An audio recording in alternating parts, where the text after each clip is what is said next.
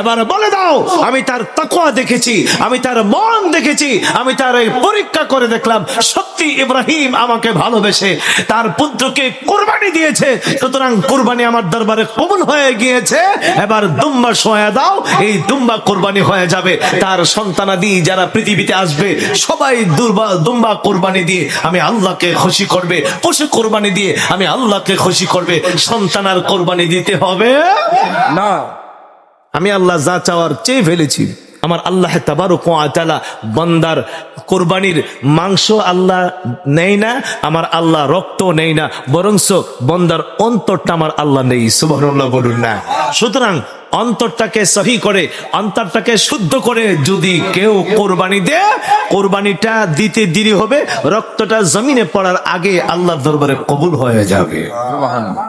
আর যদি নিয়ত থাকে মোটা গরু, বড় গরু, মোটা মহিষ, মাংস কম হয়, বেশি মাংস খাওয়ার জন্য, বেশি মাংস পাওয়ার জন্য এখন বড় গরুর দরকার, বড় মহিষের দরকার। নিয়ত কি? মাংস খাওয়া। নিয়ত কি? মাংস খাওয়া। আমার আল্লাহ বলেন তুই খাওয়ার জন্য কুরবানি দিলে এই কুরবানিও আমি আল্লাহর দরবারে কবুল। আরে খাইবে তুই, কিন্তু নিয়ত থাকতে হবে কার জন্য? আল্লাহর জন্য। খাবে তো তুই কোরবানির গোশত সব আপনি খেয়ে ফেলেন, অসুবিধা নাই, গুনাহ হবে না, কোরবানির কোনো ক্ষতিও হবে না। খান জমান, কোনো অসুবিধা নাই, কিন্তু আপনাকে নিয়ত থাকতে হবে কোরবানি দিয়েছেন কাকে খুশি করার জন্য? আল্লাহকে খুশি করার জন্য, আল্লাহকে সন্তুষ্ট করার জন্য কোরবানি দিয়েছেন। যদি এই নিয়তে কেউ কোরবানি দেয়, কোরবানি দিতে দেরি হবে আল্লাহর দরবারে কবুল হইতে। আরেক হাদিসের মধ্যে আছে কুল্লু কাতরাতিন হাসানা, প্রত্যেকটা রক্তের ফুটায় ফুটায় আমার আল্লাহ তাবারক ওয়া তাআলা নেক লেখা দিবে। সুবহানাল্লাহ বলুন না। আরেক হাদিস শরীফের মধ্যে আছে যত পশম থাকবে আমার আল্লাহ তত পশমের বিনিময়ে নেক দিবে এবং তার গুনাহগুলো আমার আল্লাহ ক্ষমা করে দিবে। সুবহানাল্লাহ বলুন। তো সাহাবায়ে কেরাম বলেন তাহলে হুজুর বেশি পশমওয়ালা পশু আমরা কোরবানি দিব? নবী কয় যত পশমওয়ালা কোরবানি দিবে, যত বেশি পশম থাকবে তত বেশি তোমার নেক থাকবে। সুবহানাল্লাহ বলুন। তাহলে এই জন্য আমরা কোরবানি দিব একমাত্র কাকে খুশি করার জন্য? আল্লাহকে খুশি করার জন্য। কোরবানি আপনি খাসি দিবেন, ভেড়া দিবেন, বকরি দিবেন এক নাম, কিন্তু গরু, মহিষ, উটের মধ্যে 7 নাম পর্যন্ত দেওয়া যাবে। কয় নাম? 7 নাম পর্যন্ত দেওয়া যাবে। তবে একটা কথা মনে রাখবেন, একটা কথা মাথায় রাখবেন, আপনি যে মনের অধিকারী, এইরকম একটা মনের অধিকারী মানুষ নিয়ে আপনি কোরবানি দিবেন। আপনার কোরবানির অংশীদার যদি হারাম টাকা নিয়ে, সুদের টাকা নিয়ে, ঘুষের টাকা নিয়ে তার নিয়ত খারাপ করে যদি আপনার সাথে কোরবানিতে অংশগ্রহণ করে, তাহলে আপনার কোরবানিটা সহ কি হয়ে যাবে? নষ্ট। এই জন্য শরীক নিতে গেলে বড় চিন্তা করে শরীক নিবেন। আপনি শরীক মূলত না দেওয়াটাই ভালো। শরীকি কোরবানিটা দেওয়া জায়েজ আছে, কিন্তু উত্তম না, ভালো না। কিন্তু আমরা বেশি বড়, মোটা, তাজা এবং বেশি গুস্তের আশায় শরীককে লই, 4-5 জন 7 জন মিললে একটা দেই বেশি পাওয়ার জন্য। তো কেন আপনি বেশির জন্য? কোরবানি তো আল্লাহ বেশির কথা বলছে না। তুমি একটা পছন্দনীয় পশু দাও, একটা ছাগল এনে দিয়ে লাও, তোমার যদ্দুর তৌফিক আছে উদ্দুর অনুযায়ী, তো এটাই তো আল্লাহর দরবারে কবুল হবে। তুমি 7 জনে মিল্লা দিলা, মোটা তাজা বড় গরু দিছো, কিন্তু এটা আল্লাহর দরবারে কি হয় নাই? কবুল। তাহলে এই কুরবানি দেওয়ার লাভটা কি? আল্লাহ যেই জিনিসটা পছন্দ করবে ওই জিনিসটা মতেই আমাকে কোরবানি দিতে হবে। তাহলে 5-7 জনে মিল্লা দিতে হবে, এটা কোনো কথা না। যদি 5-7 জনে মিল্লা দেই, তার কোরবানি জায়েজ হয়ে যাবে, তার কোরবানি হয়ে যাবে। তবে মনগুলো কি থাকতে হবে? ভালো থাকতে হবে, ফ্রেশ মন থাকতে হবে, এবং তারা টাকাটা কি থাকতে হবে? হালাল। আল্লাহ তাবারক ওয়া তাআলা সহিহ নিয়তে আমাদের সামনে কোরবানি আসতেছে, আগামী শনিবার আমাদের বাংলাদেশের কোরবানির ঈদ।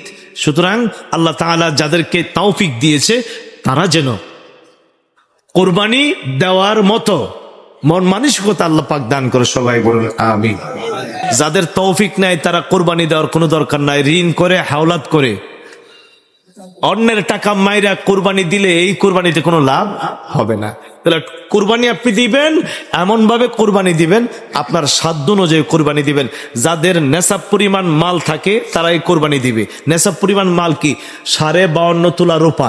52.5 তোলা রূপার দাম বর্তমানে আপনি হিসাব করবেন হয়তো 80-90 হাজার টাকা হইতে পারে। এইরকম এইরকম যদি মাল আপনার ঘরে থাকে, আপনার যাবতীয় খরচ টরচের পর এইগুলো যদি আপনার ঘরে থাকে, তাহলে আপনার উপর কোরবানি ওয়াজিব। আমাদের মাযহাবে কোরবানিটা ওয়াজিব। যদি আপনি কোরবানি না দেন, মাল থাকার পরেও, সম্পদ থাকার পরেও, রসুল বলছেন সে যেন আমার ঈদগার মাঠে না আসে। আরেক হাদিসে আছে সে আমার উম্মতের দলভুক্ত না। তাইলে যাদের আমাদের এই পরিমাণ মাল আছে তাদের উপর কোরবানি ওয়াজিব। তারা যদি ঋণ করে, যাদের উপর ওয়াজিব তারা ঋণ করে কোরবানি দিলে কোনো অসুবিধা নাই, কারণ তার ঋণটা দেওয়ার কি আছে, ব্যবস্থা আছে। আর যার কোনো ব্যবস্থা নাই সেই ঋণ করে কোরবানি দেওয়ার কোনো দরকার, জরিমানাও লাগবে। কোরবানি উপযুক্ত না, এখন সে কি করবে, কোরবানি দিবে, গরু কিনছে বা মহিষ কিনছে, এখন এটা মরে গেছে গা বা হারাই গেছে গা, এখন তারা আরেকটা কিন্না তাকে কোরবানি দিতে হবে। কেন? তার উপর কি ছিল না, কোরবানি ওয়াজিব ছিল না, সে গরু কেনার কারণে তার উপর এটা মান্যত হয়ে গেছে। সুতরাং এটা হারাই গেলে অথবা এটা মরে গেলে গা আরেকটা পশু তাকে কিন্না কোরবানি দিতে হবে, এটা তার জরিমানা। এখন আপনি উপযুক্ত, আপনার কোরবানি দেওয়ার ক্ষমতা আছে, গরু কিনছেন মরে গেছে গা বা হারাই গেছে গা, কোরবানি না দিলেও কোনো অসুবিধা হবে না। কিন্তু যে আপনাকে কোরবানির উপযুক্ত ছিল না, সে পশু ক্রয় করছে কোরবানি দেওয়ার জন্য, এটা হারাই গেলে মরে গেলে গা আপনাকে আবার আরেকটা কিনে দিতে হবে। এই জন্য তৌফিক থাকলে কোরবানি দিবেন, না থাকলে ঋণ করে হাওলাত করে কোরবানি দেওয়ার দরকার নাই। এরপর যদি আপনি দিতে পারেন, এরকম সুযোগ আপনার থাকে, অল্প করেও যদি দেন তাহলে সওয়াব পাবেন। এতে কোনো আমার আল্লাহ আপনার প্রতি নারাজ হবে না, বরং খুশি হবে যদি আপনি দিতে পারেন আর কি, অল্প করেও যদি দেন, যেই দিলে আপনার কোনো সমস্যা হবে না। আল্লাহ পাক যেন সবাইকে এই কোরবানির মাসে বেশি বেশি করে ইবাদত করার তৌফিক দান করে। সবাই একটা তাসবিহ বেশি বেশি করে করবেন। ইব্রাহিম ও খলিলুল্লাহকে যখন হযরত জিবরাইল বলছেন তোমার কোরবানি কবুল হয়ে গেছে, এই দেখো বেহেশত থেকে তোমার জন্য দুম্বা নিয়ে আসলাম, সুবহানাল্লাহ বলুন না। ছুরিটা গলায় দিছে, এই গলায় ছুরিটা লাগার আগে আগে দুম্বাই না হাজির করে দিছে। জিবরাইল কো এত তাড়াতাড়ি পৃথিবীতে আমার জীবন আর কোনোদিন আসে নাই, সুবহানাল্লাহ বলুন। এই কোরবানি কবুল হয়েছে, ইব্রাহিম ও খলিলুল্লাহ আল্লাহর শুকর আদায় করে বলেন আল্লাহু আকবার, আল্লাহু আকবার, লা ইলাহা ইল্লাল্লাহু, আল্লাহু আকবার, আল্লাহু আকবার, ওয়ালিল্লাহিল হামদ। রাসূল বলছেন বেশি বেশি করে এই দোয়াটা, এই জিলহজের চাঁদ উঠলে তোমরা বেশি বেশি করে এই দোয়াটা পড়বে, আল্লাহু আকবার, আল্লাহু আকবার, লা ইলাহা ইল্লাল্লাহু, আল্লাহু আকবার, আল্লাহু আকবার, ওয়ালিল্লাহিল হামদ। এটা এমন একটা তাসবিহ, এটার মধ্যে তাকবীর আছে, তাহমিদ আছে, তাসবিহ আছে, তাহলিল আছে, চারটা তাসবিহ এর মধ্যে আছে। এই জন্য রাসূল বলছেন বেশি বেশি করে পড়বে। আর বিশেষ করে 9 তারিখ ফজর থেকে 13 তারিখ আসর পর্যন্ত, 9 তারিখ ফজর থেকে 13 তারিখ আসর পর্যন্ত প্রত্যেকটা ফরজ নামাজের জামাতের পরে একবার হলেও পড়া ওয়াজিব, সুবহানাল্লাহ বলুন না।